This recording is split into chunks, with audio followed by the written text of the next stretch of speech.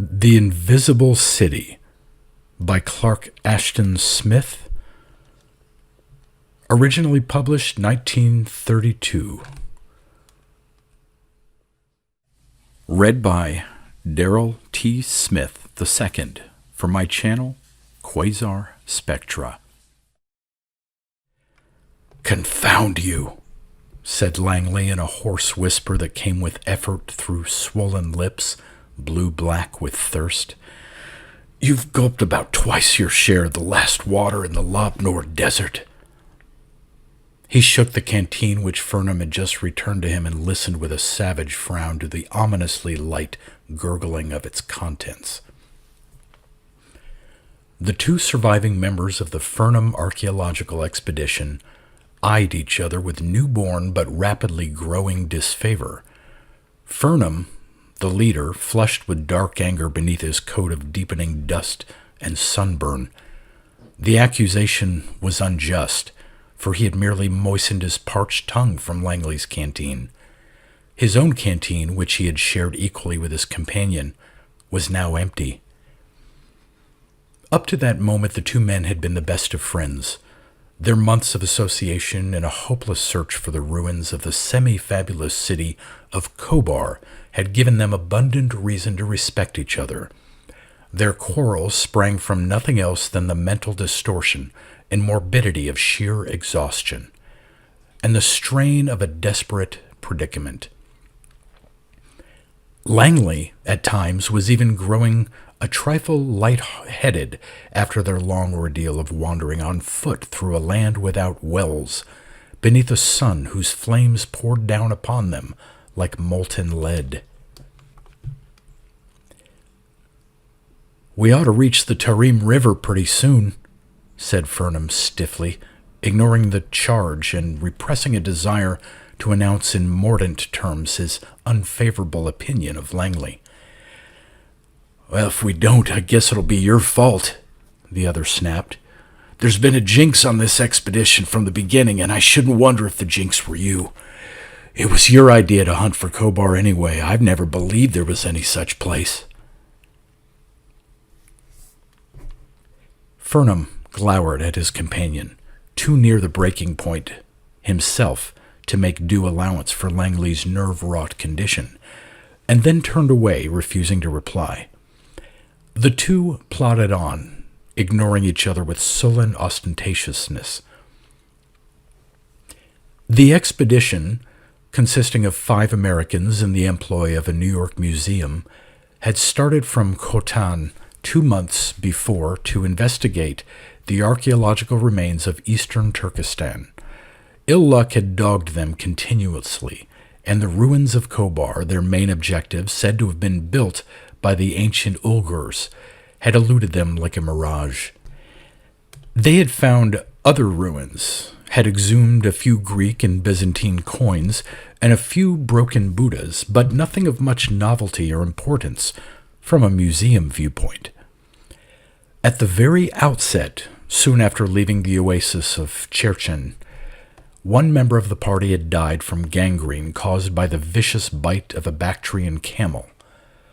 Later on, a second, seized by a cramp while swimming in the shallow Tarim River, near the reedy marshes of Lob Nord, that strange remnant of a vast inland sea, had drowned before his companions could reach him.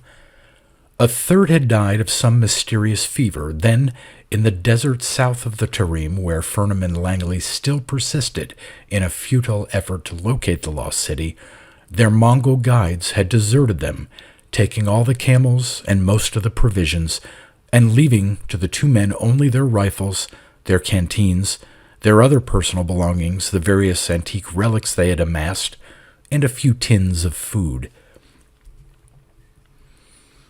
The desertion was hard to explain, for the Mongols had heretofore shown themselves reliable enough. However, they had displayed a queer reluctance on the previous day, had seemed unwilling to venture further among the endless undulations of coiling sand and pebbly soil. Furnham, who knew the language better than Langley, had gathered that they were afraid of something, were deterred by superstitious legends concerning this portion of the Lobnor Desert, but they had been strangely vague and reticent as to the object of their fear, and Furnham had learned nothing of its actual nature. Leaving everything but their food, water, and rifles to the mercy of the drifting sands, the men had started northward toward the Tarim, which was 60 or 70 miles away. If they could reach it, they would find shelter in one of the sparse settlements of fishermen along its shores, and could eventually make their way back to civilization. It was now afternoon of the second day of their wanderings. Langley had suffered most, and he staggered a little as they went on beneath the eternally cloudless heavens, across the glaring desolation of the dreary landscape. His heavy Winchester had become an insufferable burden, and he had thrown it away in spite of the remonstrance of Furnham, who still retained his own weapon. The sun had lowered a little, but burned with grueling rays, tyrannically torrid, through the bright inferno of stagnant air. There was no wind except for brief and furious puffs that whirled the light sand in the faces of the men, and then died as suddenly as they had risen. The ground gave back the heat and glare of the heavens in shimmering, blinding waves of refraction. Langley and Furnham mounted a low, gradual ridge and paused in sweltering exhaustion on its rocky spine. Before them was a broad, shallow valley at which they stared in a sort of groggy wonderment, puzzled by the level and artificial-looking depression, perfectly square and perhaps a third of a mile wide, which they descried in its center. The depression was bare and empty, with no sign of ruins, but was lined with numerous pits that suggested the ground plan of a vanished city.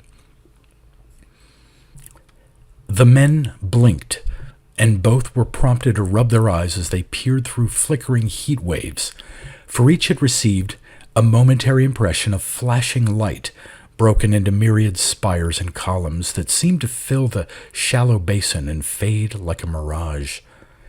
Still mindful of their quarrel, but animated by the same unspoken thought, they started down the long declivity, heading straight toward the depression.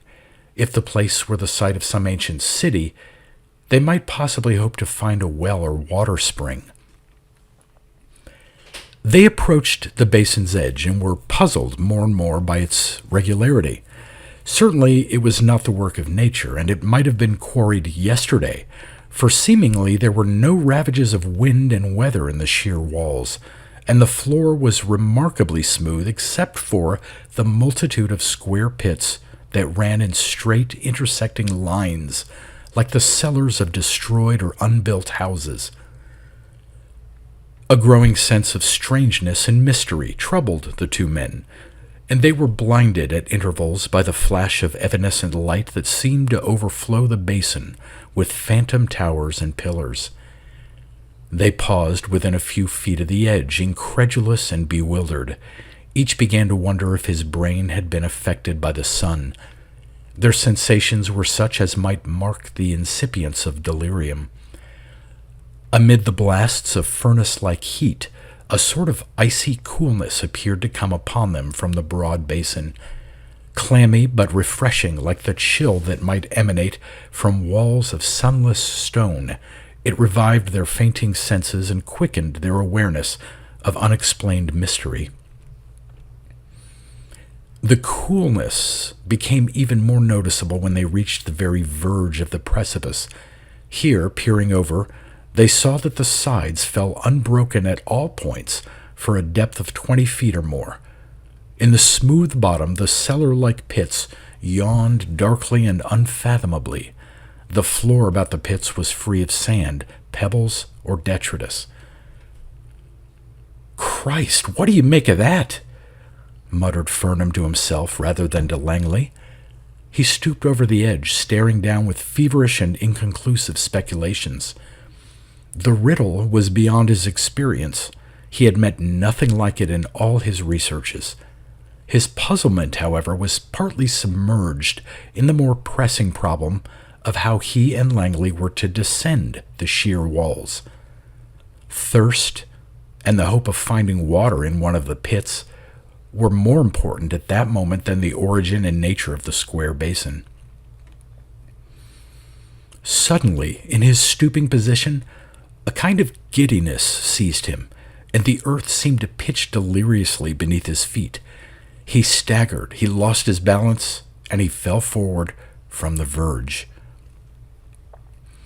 Half fainting, he closed his eyes against the hurtling descent and the crash 20 feet below. Instantly, it seemed he struck bottom. Amazed and incomprehending, he found that he was lying at full length, prone on his stomach in midair, upborne by a hard, flat, invisible substance. His outflung hands encountered an obstruction, cool as ice and smooth as marble, and the chill of it smote through his clothing as he lay gazing down into the gulf. Wrenched from his grasp by the fall, his rifle hung beside him. He heard the startled cry of Langley and then realized that the latter had seized him by the ankles and was drawing him back to the precipice. He felt the unseen surface slide beneath him, level as a concrete pavement, glib as glass. Then Langley was helping him to his feet. Both, for the nonce, had forgotten their misunderstanding. "Say, am I a bughouse?" cried Langley. "I thought you were a goner when you fell. What have we stumbled on, anyhow?" "Stumbled is good," said Furnham reflectively as he tried to collect himself. "That basin is floored with something solid but transparent as air. Something unknown to geologists or chemists. God knows what it is or where it came from or who put it there. We found a mystery that puts Kobar in the shade. I move that we investigate." He stepped forward, very cautiously, still half fearful of falling, and stood suspended over the basin. "If you can do it, I guess I can," said Langley as he followed. With Furnham in the lead, the two began to cross the basin, moving slowly and gingerly along the invisible pavement. The sensation of peering down as if through empty air was indescribably weird. They had started midway between two rows of the dark pits, which lay about 50 feet apart. Somehow it was like following a street. After they had gone some little distance from the verge, Furnham deviated to the left with the idea of looking directly down into one of these mysterious pits. Before he could reach a vertical vantage point, he was arrested by a smooth, solid wall like that of a building. "I think we've discovered a city," he announced. Groping his way along the air-clear wall, which seemed free of angles or roughness, he came to an open doorway. It was about 5 feet wide and of indeterminable height. Fingering the wall like a blind man, he found that it was nearly 6 inches thick. He and Langley entered the door, still walking on a level pavement, and advanced without obstruction as if in a large, empty room. For an instant, as they went forward, light seemed to flash above them in great arches and arcades, touched with evanescent colors like those in fountain spray. Then it vanished, and the sun shone down as before from a void and desert heaven. The coolness emanating from the unknown substance was more pronounced than ever, and the men almost shivered. But they were vastly refreshed, and the torture of their thirst was somewhat mitigated. Now they could look perpendicularly into the square pit below them in the stone floor of the excavation. They were unable to see its bottom, for it went down into shadow beyond the westering sun rays, but both could see the bizarre and inexplicable object which appeared to float immobile in air just below the mouth of the pit. They felt a creeping chill that was more insidious, more penetrant than the iciness of the unseen walls. "Now I'm seeing things," said Langley. "I guess I'm seeing them too," added Furnham. The object was a long, hairless, light gray body lying horizontally as if in some invisible sarcophagus or tomb. Standing erect, it would have been fully 9 feet in height. It was vaguely human in its outlines and possessed 2 legs and 2 arms, but the head was quite unearthly. The thing seemed to have a double set of high concave ears lined with perforations, and in place of nose, mouth, and chin, there was a long, tapering trunk which lay coiled on the bosom of the monstrosity like a serpent.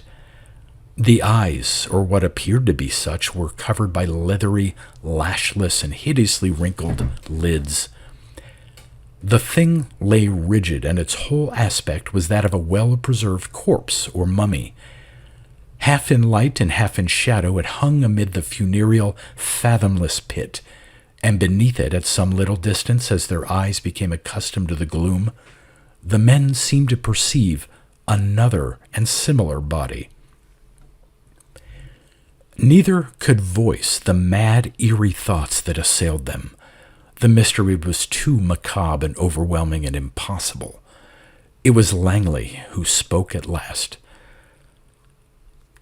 "Say, do you suppose they are all dead?" Before Furnham could answer, he and Langley heard a thin, shrill, exiguous sound like the piping of some earthly flute whose notes were almost beyond human audition. They could not determine its direction, for it seemed to come from one side and then from another as it continued. Its degree of apparent nearness or distance was also variable. It went on ceaselessly and monotonously, thrilling them with an eeriness as of untrod worlds, a terror as of uncharted dimensions. It seemed to fade away in remote, ultramundane gulfs, and then, louder and clearer than before, the piping came from the air beside them. Inexpressibly startled, the 2 men stared from side to side in an effort to locate the source of the sound. They could find nothing. The air was clear and still about them, and their view of the rocky slopes that rimmed the basin was blurred only by the dancing haze of heat. The piping ceased and was followed by a dead, uncanny silence, but Furnham and Langley had the feeling that someone, or something, was near them, a stealthy presence that lurked and crouched and drew closer till they could have shrieked aloud with the terror of suspense. They seemed to wait amid the unrealities of delirium and mirage, haunted by some elusive, undeclared horror. Tensely they peered and listened, but there was no sound or visual ostent. Then Langley cried out and fell heavily to the unseen floor, borne backward by the onset of a cold and tangible thing, resistless as the launching coils of an anaconda. He lay helpless, unable to move beneath the dead and fluid weight of the unknown incubus, which crushed down his limbs and body and almost benumbed him with an icy chill as of etheric space. Then something touched his throat, very lightly at first, and then with a pressure that deepened intolerably to a stabbing pain, as if he had been pierced by an icicle. A black faintness swept upon him, and the pain seemed to recede as if the nerves that bore it to his brain were spun like lengthening gossamers across gulfs of anesthesia. Furnham, in a momentary paralysis, heard the cry of his companion and saw Langley fall and struggle feebly to lie inert with closing eyes and whitening face. Mechanically, without realizing for some moments what had happened, he perceived that Langley's garments were oddly flattened and pressed down beneath an invisible weight. Then, from the hollow of Langley's neck, he saw the spurting of a thin rill of blood which mounted straight in air for several inches and vanished in a sort of red mist. Bizarre, incoherent thoughts arose in Furnham's mind. It was all too incredible, too unreal. His brain must be wandering. It must have given way entirely. But something was attacking Langley, an invisible vampire of this invisible city. He had retained his rifle. Now he stepped forward and stood beside the fallen man. His free hand, groping in the air, encountered a chill, clammy surface, rounded like the back of a stooping body. It numbed his fingertips even as he touched it. Then something seemed to reach out like an arm and hurl him violently backward. Reeling and staggering, he managed to retain his balance and returned more cautiously. The blood still rose in a vanishing rill from Langley's throat. Estimating the position of the unseen attacker, Furnham raised his rifle and took careful aim, with the muzzle less than a yard away from its hidden mark. The gun roared with deafening resonance, and its sound died away in slow echoes, as if repeated by a maze of walls. The blood ceased to rise from Langley's neck and fell to a natural trickle. There was no sound, no manifestation of any kind from the thing that had assailed him. Furnham stood in doubt, wondering if his shot had taken effect. Perhaps the thing had been frightened away, perhaps it was still close at hand and might leap upon him at any moment or return to its prey. He peered at Langley, who lay white and still. The blood was ceasing to flow from the tiny puncture. He stepped toward him with the idea of trying to revive him, but was arrested by a strange circumstance. He saw that Langley's face and upper body were blurred by a gray mist that seemed to thicken and assume palpable outlines. It darkened apace, it took on solidity and form, and Furnham beheld the monstrous thing that lay prone between himself and his companion, with part of its fallen bulk still weighing upon Langley. From its inertness and the bullet wound in its side, whence oozed a viscid purple fluid, he felt sure that the thing was dead. The monster was alien to all terrene biology, a huge invertebrate body formed like an elongated starfish, with the points ending in swollen, tentacular limbs. It had a round, shapeless head with the curving, needle-tipped bill of some mammoth insect. It must have come from other planets or dimensions than ours. It was wholly unlike the mummified creature that floated in the pit below, and Furnham felt that it represented an inferior animal-like type. It was evidently composed of an unknown order of organic matter that had become visible to human eyes only in death. His brain was swamped by the mad enigma of it all. What was this place upon which he and Langley had stumbled? Was it an outpost of worlds beyond human knowledge or observation? What was the material of which these buildings had been wrought?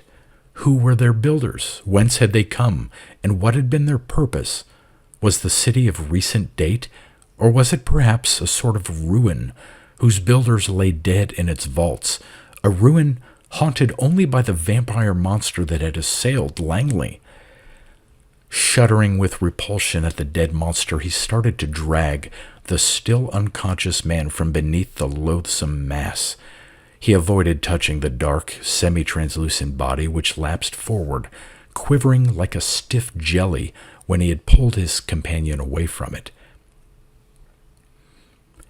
Like something very trivial and very far away, he remembered the absurd quarrel which Langley had picked with him, and remembered his own resentment as part of a doubtful dream, now lost in the extra-human mystery of their surroundings. He bent over his comrade anxiously and saw that some of the natural tan was returning to the pale face and that the eyelids were beginning to flutter. The blood had clotted on the tiny wound. Taking Langley's canteen, he poured the last of its contents between the owner's teeth. In a few moments, Langley was able to sit up. Furnham helped him to his feet, and the two began to grope their way from the crystal maze.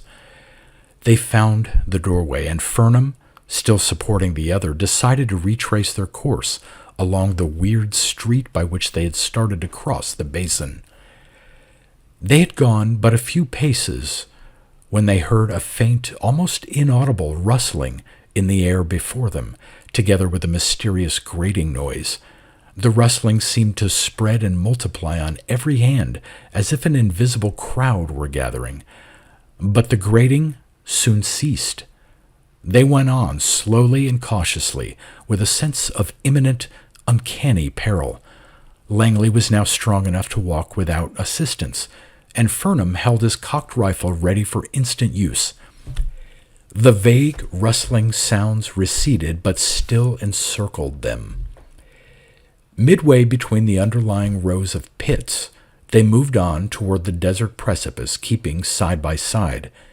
A dozen paces on the cold, solid pavement, and then they stepped into empty air and landed several feet below, with a terrific jar, on another hard surface. It must have been the top of a flight of giant stairs, for, losing their balance, they both lurched and fell, and rolled downward along a series of similar surfaces, and lay stunned at the bottom. Langley had been rendered unconscious by the fall, but Furnham was vaguely aware of several strange, dreamlike phenomena. He heard a faint, ghostly, sibilant rustling. He felt a light and clammy touch upon his face, and smelt an odor of suffocating sweetness, in which he seemed to sink as into an unfathomable sea. The rustling died to a vast and spatial silence. Oblivion darkened above him, and he slid swiftly into nothingness. It was night when Furnham awoke. His first impression was the white dazzle of a full moon shining in his eyes. Then he became aware that the circle of the great orb was oddly distorted and broken, like a moon in some cubistic painting. All around and above him were bright, crystalline angles, crossing and intermingling, the outlines of a translucent architecture, dome on dome and wall on wall. As he moved his head, showers of ghostly iris, the lunar yellow and green and purple, fell in his eyes from the broken orb and vanished. He saw that he was lying on a glass-like floor, which caught the light in moving sparkles. Langley, still unconscious, was beside him. Doubtless they were still in the mysterious oubliette, down whose invisible stairs they had fallen. Far off, to one side, through a melange of the transparent partitions, he could see the vague rocks of the Gobi, twisted and refracted in the same manner as the moon. Why, he wondered, was the city now visible? Was its substance rendered perceptible in a partial sort of way by some unknown ray which existed in moonlight but not in the direct beams of the sun? Such an explanation sounded altogether too unscientific, but he could not think of any other at the moment. Rising on his elbow, he saw the glassy outlines of the giant stairs down which he and Langley had plunged. A pale and diaphanous form, like a phantom of the mummified creature they had seen in the pit, was descending the stairs. It moved forward with fleet strides longer than those of a man, and stooped above Furnham with its spectral trunk waving inquisitively and poising an inch or two from his face. Two round phosphorescent eyes, emitting perceptible beams like lanterns, glowed solemnly in its head above the beginning of the proboscis. The eyes seemed to transfix Furnham with their unearthly gaze. He felt that the light they emitted was flowing in a ceaseless stream into his own eyes, into his very brain. The light seemed to shape itself into images, formless and incomprehensible at first, but growing clearer and more coherent momently. Then in some indescribable way the images were associated with articulate words, as if a voice were speaking, words that he understood as one might understand the language of dreams. "We mean you no harm," the voice seemed to say, "but you have stumbled upon our city, and we cannot afford to let you escape. We do not wish to have our presence known to men. We have dwelt here for many ages. The Lobnor Desert was a fertile realm when we first established our city.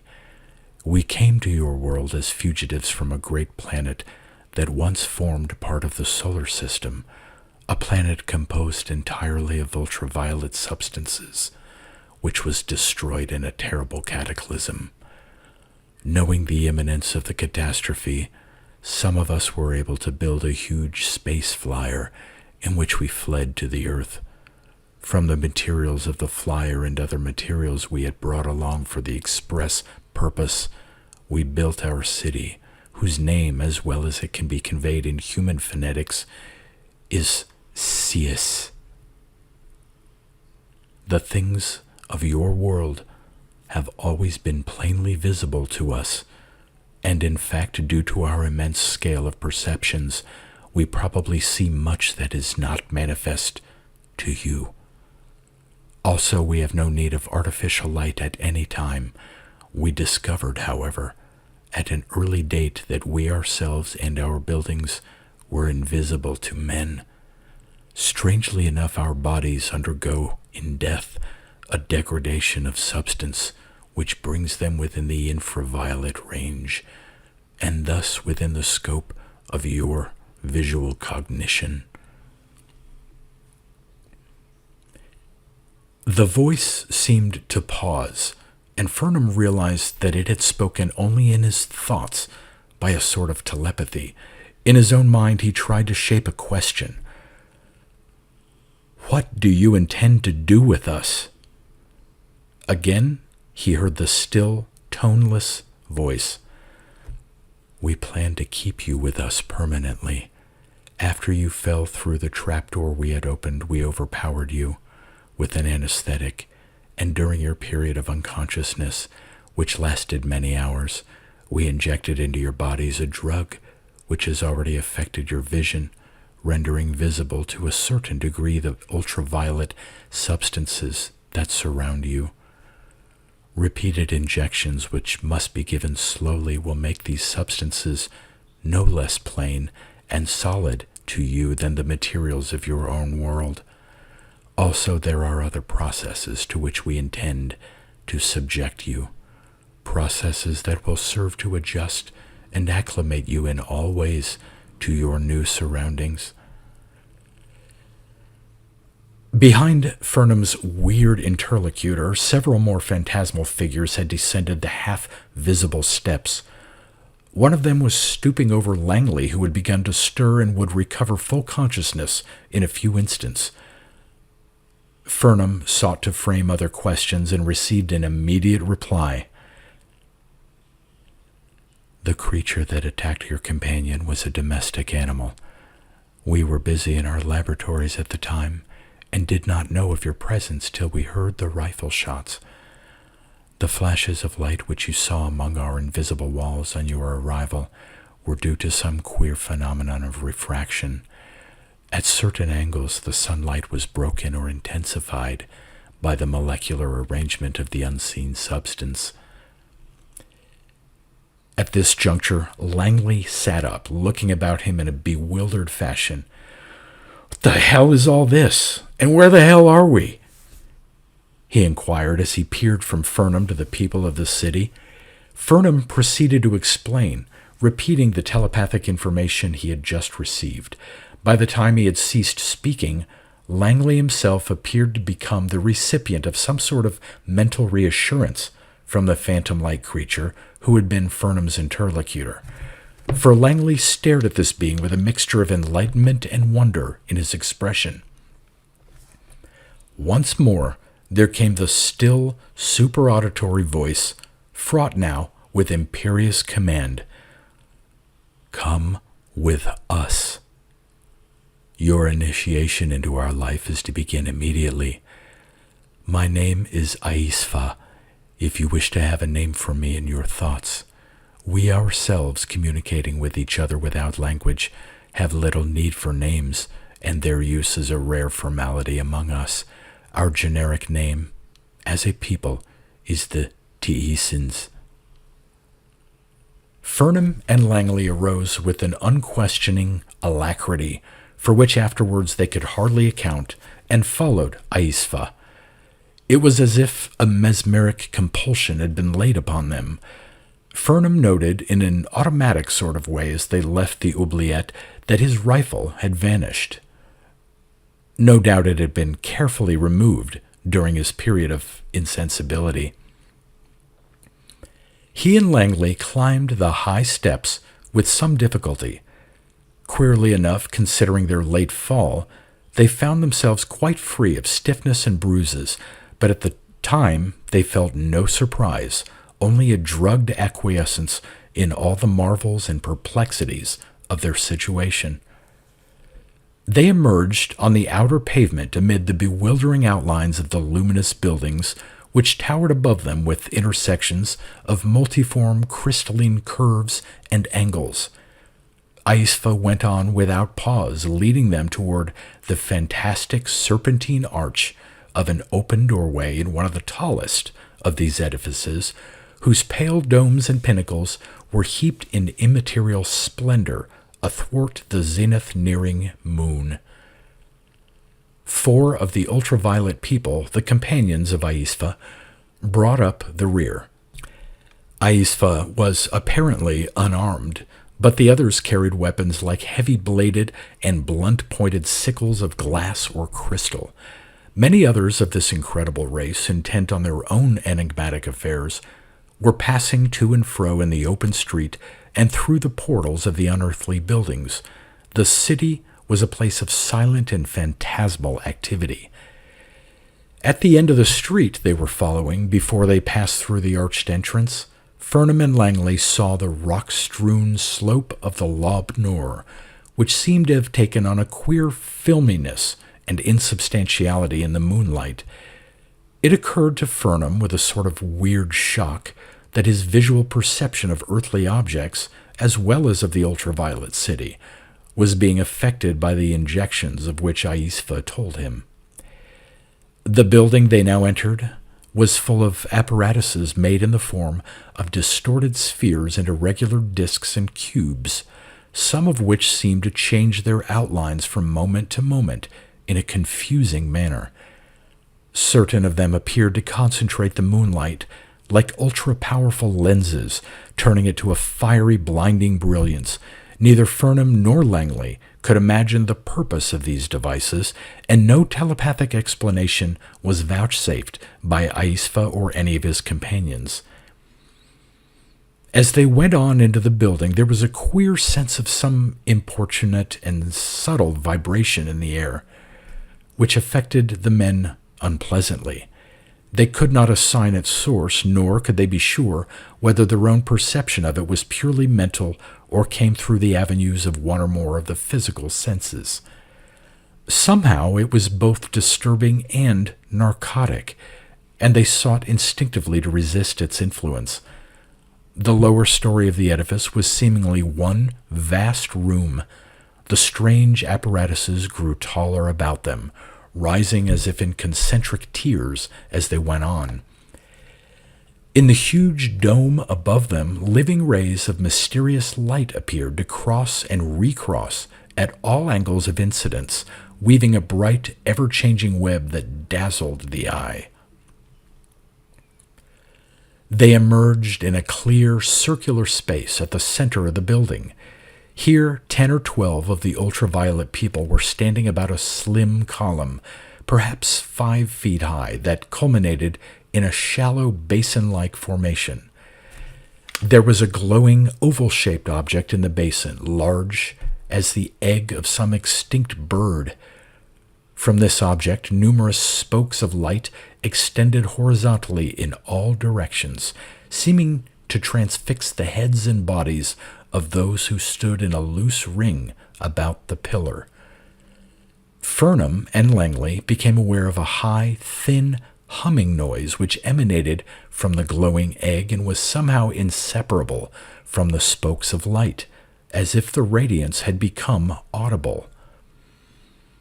Aisfa paused, facing the men, and a voice spoke in their minds. "The glowing object is called the Doir. An explanation of its real nature and origin would be beyond your present comprehension. It is allied, however, to that range of substances which you would classify as minerals, and is one of a number of similar objects which existed in a former world. It generates a mighty force which is intimately connected with our life principle, and the rays emanating from it serve us in place of food.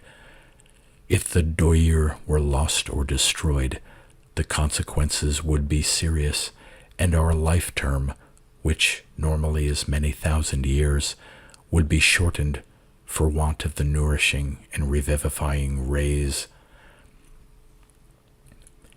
Fascinated, Furnham and Langley stared at the egg-shaped orb. The humming seemed to grow louder, and the spokes of light lengthened and increased in number. The men recognized it now as the source of the vibration that had troubled and oppressed them. The effect was insidious, heavy, hypnotic, as if there were a living brain in the object that sought to overcome their volition and subvert their senses and their minds in some unnatural thraldom. They heard the mental command of Aisva. Go forward and join those who partake of the luminous emanations of the doyer. We believe that by so doing you will, in course of time, become purged of your terrestrial grossness, that the very substance of your bodies may eventually be transformed into something not unlike that of our own, and your senses raised to a perceptual power such as we possess. Half unwillingly, with an eerie consciousness of compulsion, the men started forward. I don't like this, said Furnham in a whisper to Langley. I'm beginning to feel queer enough already. Summoning his utmost willpower, he stopped short of the emanating rays and put out his hand to arrest Langley. With dazzled eyes, they stood peering at the doyer, a cold, restless fire alive with some nameless evil that was not akin to the evil of earth, pulsated in its heart, and the long, sharp beams, quivering slightly, passed like javelins into the semi-crystalline bodies of the beings who stood immobile around the column. Hasten, came the unvocal admonition of Aisva. In a few moments, the force of the doyer, which has a regular rhythm of ebb and flow, will begin to draw back upon itself. The rays will be retracted, and you will have to wait for many minutes before the return of the emanation. A quick, daring thought had occurred to Furnham. Eyeing the doyer closely, he had been impressed by its seeming fragility. The thing was evidently not attached to the basin in which it reposed, and in all likelihood it would shatter like glass if hurled or even dropped on the floor. He tried to suppress his thought, fearing that it would be read by Aisva or others of the ultraviolet people. At the same time, he sought to phrase as innocently as possible a mental question. What would happen if the doyer were broken? Instantly, he received an impression of anger, turmoil, and consternation in the mind of Aisva. His question, however, was apparently not answered, and it seemed that Aisva did not want to answer it, that he was concealing something too dangerous and dreadful to be revealed. Furnham felt, too, that Aisva was suspicious, had received an inkling of his own repressed thought. It occurred to him that he must act quickly, if at all. Nerving himself, he leaped forward through the ring of bodies about the doyer. The rays had already begun to shorten slightly, but he had the feeling of one who hurls himself upon an array of lance points. There was an odd, indescribable sensation as if he were being pierced by something that was both hot and cold, but neither the warmth nor the chill was beyond endurance. A moment, and he stood beside the column, lifting the glowing egg in his hands and poising it defiantly as he turned to face the ultraviolet people. The thing was phenomenally light, and it seemed to burn his fingers and to freeze them at the same time. He felt a strange vertigo, an indescribable confusion, but he succeeded in mastering it. The contact of the doyer might be deadlier to the human tissues than that of radium, for aught he knew. He would have to take his chances. At any rate, it would not kill him immediately, and if he played his cards with sufficient boldness and skill, he could make possible the escape of Langley, if not his own escape. The ring of ultraviolet beings stood as if stupefied by his audacity. The retracting spokes of light were slowly drawing back into the egg, but Furnham himself was still impaled by them. His fingers seemed to be growing translucent where they clutched the weird ball. He met the phosphoric gaze of Aisfa and heard the frantic thoughts that were pouring into his mind, not only from Aisfa, but from all the partakers of the doyer's luminous beams. Dread, unhuman threats, desperate injunctions to return the doyer to its pedestal were being laid upon him. Rallying all his will, he defied them. "Let us go free," he said mentally, addressing Aisfa. "Give me back my weapon and permit my companion and me to leave your city. We wish you no harm, but we cannot allow you to detain us. Let us go, or I will shatter the doyer. We'll smash it like an egg on the floor." At the shaping of his destructive thought, a shudder passed among the semi-spectral beings, and he felt the dire fear that his threat had aroused in them. He had been right. The doyer was fragile, and some awful catastrophe, whose nature he could not quite determine, would ensue instantly upon its shattering. Step by step, glancing frequently about to see that no one approached him by stealth from behind, Furnham returned to Langley's side. The Teesans drew back from him in evident horror. All the while, he continued to issue his demands and culminations. "Bring the rifle quickly and the weapon you took from me, and give it into my companion's hands. Let us go without hindrance or molestation, or I will drop the doyer. When we are outside the city, one of you, one only, shall be permitted to approach us, and I will deliver the doyer to him." One of the Teesans left the group, to return in less than a minute with Furnham's Winchester. He handed it to Langley, who inspected the weapon carefully and found that it had not been damaged or its loading or mechanism tampered with in any way. Then, with the ultraviolet creatures following them in manifest perturbation, Furnham and Langley made their way from the building and started along the open street in the general direction, as Langley estimated from the compass he carried, of the Tarim River. They went on amid the fantastic towering of the crystalline piles, and the people of the city, called as if by some unworded summons, poured from the doorways in an ever-swelling throng and gathered behind them. There was no active demonstration of any overt kind, but both the men were increasingly aware of the rage and consternation that had been aroused by Furnham's audacious theft of the doyer, a theft that seemed to be regarded in the light of actual blasphemy. The hatred of the Teesans, like a material radiation, dark, sullen, stupefying, stultifying, beat upon them at every step. It seemed to clog their brains and their feet like some viscid medium of nightmare, and their progression toward the Gobi slope became painfully slow and tedious. Before them, from one of the buildings, a tentacled starfish monster, like the thing that had assailed Langley, emerged and lay crouching in the street, as if to dispute their passage. Raising its evil beak, it glared with filmy eyes, but slunk away from their approach, as if at the monition of its owners. Fernham and Langley, passing it with involuntary shivers of repugnance, went on. The air was oppressed with alien, unformulable menace. They felt an abnormal drowsiness creeping upon them at whiles.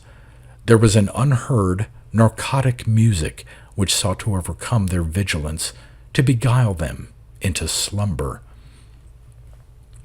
Fernham's fingers grew numb with the unknown radiations of the Doyer through the sharp beams of light. By accelerative degrees he had withdrawn into its center, leaving only a formless, misty glow that filled the weird orb.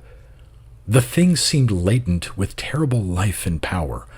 The bones of his transparent hand were outlined against it like those of a skeleton. Looking back, he saw that Aisfa followed closely, walking in advance of the other Taissans. He could not read the thoughts of Aisfa as formerly. It was as if a blank, dark wall had been built up.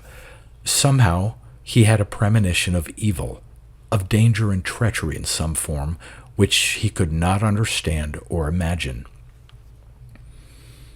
He and Langley came to the end of the street where the ultraviolet pavement joined itself to the desert acclivity. As they began their ascent of the slope, both men realized that their visual powers had indeed been affected by the injective treatment of the Taissans, for the soil seemed to glow beneath them, faintly translucent, and the boulders were like semi-crystalline masses whose inner structure they could see dimly. Aisfa followed them on the slope, but the other people of Sais, as had been stipulated by Fernham, paused at the juncture of their streets and buildings with the infraviolet substances of Earth. After they had gone perhaps 50 yards on the gentle acclivity, Fernham came to a pause and waited for Aisfa, holding out the Doyer at arm's length. Somehow, he had a feeling that it was unwise to return the mystic egg, but he would keep his promise since the people of Sais had kept their part of the bargain so far.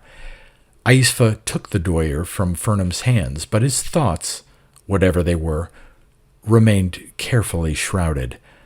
There was a sense of something ominous and sinister about him as he turned and went back down the slope with the fiery egg shining through his body like a great watchful eye. The beams of light were beginning to emanate from its center once more. The two men, looking back ever and anon, resumed their journey. Sais glimmered below them like the city of a mirage in the moonlit hollow. They saw the ultraviolet people crowding to await Aisfa at the end of their streets. Then, as Aisfa neared his fellows, two rays of cold, writhing fire leaped forth from the base of a tower that glittered like glass at the city's verge. Clinging to the ground, the rays ran up the slope with the undulant motion of pythons, following Langley and Fernham at a speed that would soon overtake them. "They're double-crossing us," warned Fernham. He caught the Winchester from Langley, dropped to his knees, and aimed carefully, drawing a bead on the luminous orb of the Doyer through the spectral form of Aisfa, who had now reached the city and was about to enter the waiting throng. "Run!" he called to Langley. "I'll make them pay for their treachery, and perhaps you can get away in the meanwhile." He pulled the trigger, missing Aisfa but dropping at least two of the Taissans who stood near the Doyer. Again, steadily, he drew bead, while the rays from the tower serpentined outward, pale, chill, and deadly-looking, till they were almost at his feet. Even as he aimed, Aisfa took refuge in the foremost ranks of the crowd, through whose filmy bodies the Doyer still glowed. This time, the high-powered bullet found its mark, though it must have passed through more than one of the ultraviolet beings before reaching Aisfa and the mystic orb. Fernham had hardly known what the result would be, but he had felt sure that some sort of catastrophe would ensue the destruction of the Doyer. What really happened was incalculable and almost beyond description. Before the Doyer could fall from the hands of its stricken bearer, it seemed to expand in a rushing wheel of intense light, revolving as it grew and blotting out the forms of the ultraviolet people in the foreground. With awful velocity, the wheel struck the nearer buildings, which appeared to soar and vanish like towers of fading mirage. There was no audible explosion, no sound of any kind, only that silent, ever-spinning, ever-widening disk of light that threatened to involve by swift degrees the whole extent of Siis. Gazing spellbound, Furnham had almost forgotten the serpentine rays. Too late, he saw that one of them was upon him. He leaped back, but the thing caught him, coiling about his limbs and body like an anaconda. There was a sensation of icy cold, of horrible constriction, and then, helpless, he found that the strange beam of force was dragging him back down the slope toward Siis, while its fellow went on in pursuit of the fleeing Langley. In the meanwhile, the spreading disk of fire had reached the tower from which the rays emanated. Suddenly, Furnham was free. The serpentine beams had both vanished. He stood rooted to the spot in speechless awe, and Langley, returning to his aid, also paused, watching the mighty circle of light that seemed to fill the entire basin at their feet with a soundless vortex of destruction. "My God!" cried Furnham after a brief interval. "Look what's happening to the slope!" As if the force of the uncanny explosion were now extending beyond Siis, boulders and masses of earth began to rise in air before the white glowing maelstrom and sailed in slow, silent levitation toward the men. Furnham and Langley started to run, stumbling up the slope, and were overtaken by something that lifted them softly, buoyantly, irresistibly, with a strange feeling of utter weightlessness, and bore them like wind-wafted leaves or feathers through the air. They saw the bouldered crest of the acclivity flowing far beneath them, and then they were floating ever higher in the moonlight, above leagues of dim desert. A faintness came upon them both, a vague nausea, an illimitable vertigo, and slowly, somewhere in that incredible flight, they lapsed into unconsciousness. The moon had fallen low, and its rays were almost horizontal in Furnham's eyes when he awoke. An utter confusion possessed him at first, and his circumstances were more than bewildering. He was lying on a sandy slope among scattered shrubs, meager and stunted, and Langley was lying not far away. Raising himself a little, he saw the white and reed-fringed surface of a river, which could be none other than the Tarim at the slope's bottom. Half incredulous, doubting his own senses, he realized that the force of the weird explosion had carried Langley and himself many miles and had deposited them, apparently unhurt, beside the goal of their desert wanderings. Furnham rose to his feet, feeling a queer lightness and unsteadiness. He took a tentative step and landed 4 or 5 feet away. It was as if he had lost half his normal weight. Moving with great care, he went over to Langley, who had now started to sit up. He was reassured to find that his eyesight was becoming normal again, for he perceived merely a faint glowing in the objects about him. The sand and boulders were comfortably solid, and his own hands were no longer translucent. "Gosh," he said to Langley, "that was some explosion. The force that was liberated by the shattering of the Doyer must have done something to the gravity of all surrounding objects. I guess the city of Sais and its people have gone back into outer space, and even the infraviolet substances about the city must have been more or less degravitated. But I guess the effect is wearing off as far as you and I are concerned. Otherwise, we'd be traveling still. Langley got up and tried to walk, with the same disconcerting result that had characterized Furnham's attempt. He mastered his limbs and his equilibrium after a few experiments. "I still feel like a sort of a dirigible," he commented. "Say, I think we better leave this out of our report to the museum.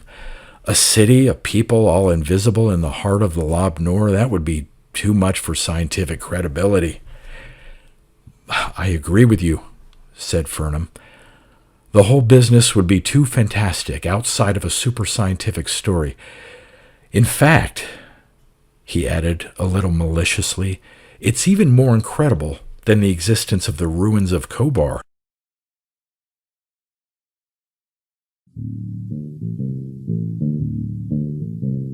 You've been listening to pre-1990s speculative fiction readings with a highlight on science fiction by Darrell T. Smith II. Please consider clicking the donation link in the description box. Thank you so much for your time and your imagination.